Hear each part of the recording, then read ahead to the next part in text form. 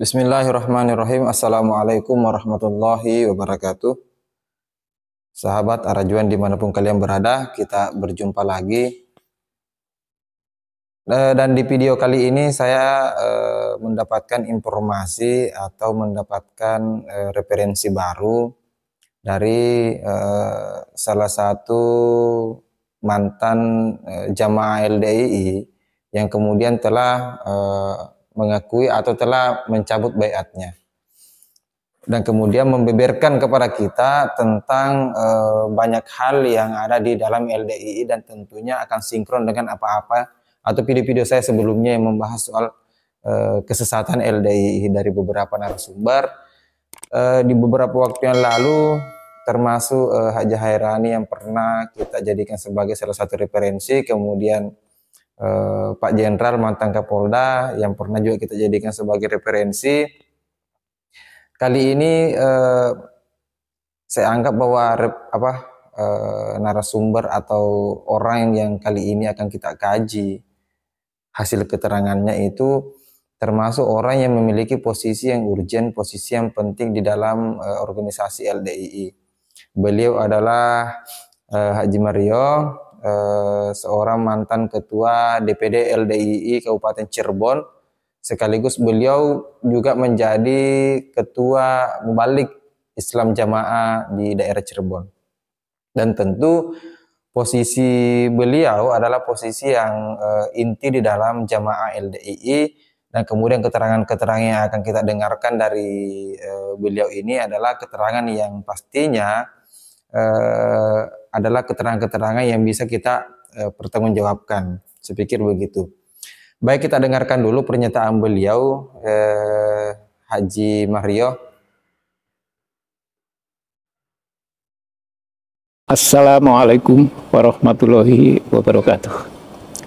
Perkenalkan, nama saya Mario. Saya lahir di Brebes tanggal 8 April 1956. Usia? Jadi usia sekarang masuk ke tahun ke-68. Jadi 68 tahun. Saya mulai belajar ngaji di Islam Jamaah. Waktu itu namanya masih YPID, Yayasan Pendidikan Islam Jamaah, sejak tahun 1967. Keluar tahun? Nah, kemudian saya menyatakan atau dinyatakan keluar dari Islam Jamaah itu awal tahun 2020. Permasalahannya sederhana. Waktu itu saya mengikuti kajian tafsir Ibnu Katsir yang diselenggarakan di Tasikmalaya. Saya ikut, baru sehari saya mengikuti, sudah mendapatkan WA dari pengurus bahwa Mario dinyatakan sudah murtad. Maka semua yang memiliki nomor HP Mario supaya segera dihapus. Baik, itu keterangan dari Pak Mario, yang kita tahu sendiri bahwa posisi beliau sebagai mantan ketua DPD LDII, dia adalah orang yang kemudian diberhentikan lah, kalau bahasa di kita itu diberhentikan. Jadi beliau bukan dia meminta untuk berhenti, tapi diberhentikan langsung hanya karena persoalan dia mengikuti pengajian di salah satu tempat dan kemudian yang memberikan pengajian bukan dari kelompok LDII. Nah, kita tahu sendiri bahwa LDII secara pengajian, kemudian menerima pengajian hadis dan lain sebagainya itu tertutup. Nah, sehingga ketika misalnya ada jamaahnya mereka yang kemudian ngaji di tempat lain, apakah ngaji di ulama-ulama yang basicnya adalah NU atau basicnya adalah Muhammadiyah atau apapun itu di luar LDII, pasti akan dikategorikan salah. Nah, menurut keterangan dari Pak Mario, kesalahannya hanya itu. Kemudian langsung dicap murtad dan kemudian dianggap keluar dari jamaah LDII. Nah, saya pikir di diskusi kita sebelumnya ketika kita membahas soal Pak Jenderal juga mengatakan hal yang sama, bahwa orang yang keluar atau dikeluarkan dari LDII akan dicap label murtad. Nah, sedangkan pemahaman kita sebagai orang Islam, orang yang murtad menurut kita adalah orang yang keluar dari agama.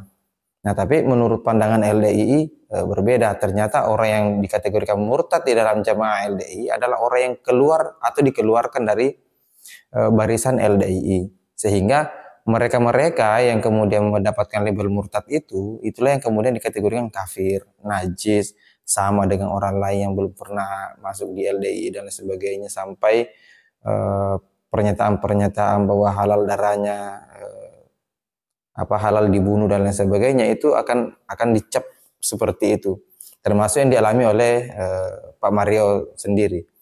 Sekalipun kalau kita mau mempertimbangkanlah istilahnya dari jasa-jasanya beliau sebagai mantan ketua DPD LDII sekaligus sebagai ketua Mubalik, rasa-rasanya kesalahan yang satu itu tidak setimpal dengan apa yang pernah beliau perjuangkan di dalam LDII.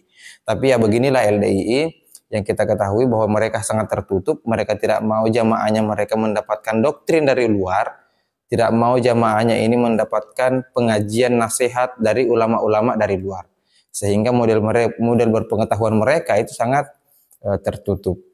Oke, mungkin itu di part 1 sahabat-sahabatku sekalian. Sepertinya di narasumber kita atau Pak Mario ini akan ada beberapa part. Saya tidak tahu apa akan sampai di 6 atau 7 part, saya tidak tahu, nanti kita lihat sendiri. Dan saya berharap sahabat-sahabat bisa mengikuti ini, dan silahkan di-share ketika misalnya dianggap bahwa konten kali ini atau video kali ini bermanfaat untuk sahabat-sahabat sekalian. Saya pikir itu, kita ketemu di part kedua. Akhir kata, wallahul muwaffiq ila aqwamit thoriq. Assalamualaikum warahmatullahi wabarakatuh.